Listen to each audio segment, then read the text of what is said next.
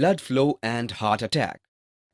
Bernoulli's theorem or equation states that the sum of potential energy, kinetic energy, and pressure energy per unit mass of a liquid is constant at all sections in an uncompressible and non-viscous liquid that has a streamlined flow. Bernoulli's principle helps in explaining blood flow in artery. In persons suffering with advanced heart condition, the artery gets shrunk because of the accumulation of plaque on its inner walls. In order to allow smooth flow of the blood through this shrinking passage, a greater activity of the heart is required.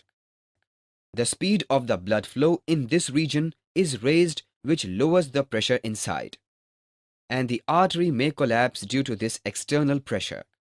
The heart exerts further pressure to open this artery and forces the blood through. As the blood rushes through the opening, the internal pressure once again drops, leading to a repeat collapse. This may result in heart attack. For more such videos on all subjects, practice questions, and a lot more, download iPrep and learn unlimited.